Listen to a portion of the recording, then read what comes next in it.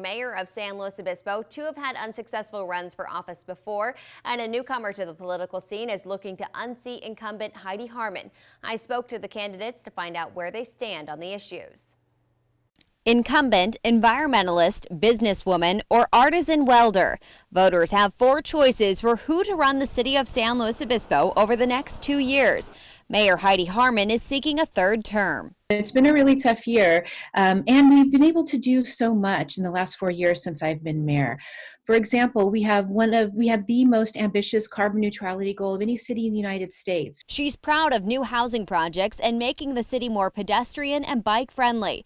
But going forward, public health and supporting small businesses are her top priorities. We'll certainly be looking at everything we do moving forward with a meta city goal of recovery from the health and economic impacts of COVID. Challenger Cherise Sweeney says it's time for a fresh perspective and believes her background in architecture, land use, design, and retail have prepared her for politics. Public safety, our health, and then our vitality and economic recovery right now are the top pressing issues. As owner of Basalt Interiors downtown, Sweeney says she knows firsthand the challenges local businesses are facing. I've been inspired by what I've seen in our community and what we've been able to accomplish during quarantine and COVID and how we have come together.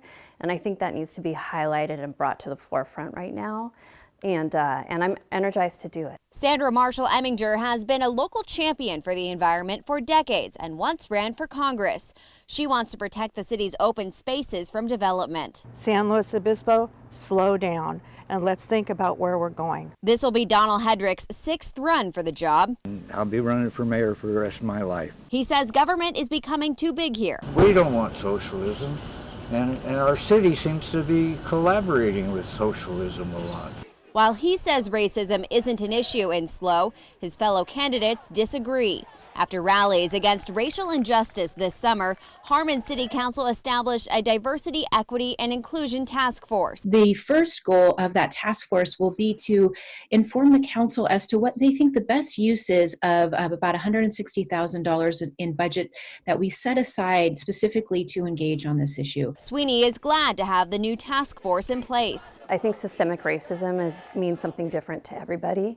I think it's important to really look at where specifically it is here to be able to fix the problem. Marshall Eminger also wants community guidance on fostering equality. It needs to feel like it's happened naturally, not that it's being forced on people to where some people are angry about any changes that are happening. Change is always hard. Change in a turbulent year when all the candidates can agree casting your ballot is the most important thing to do.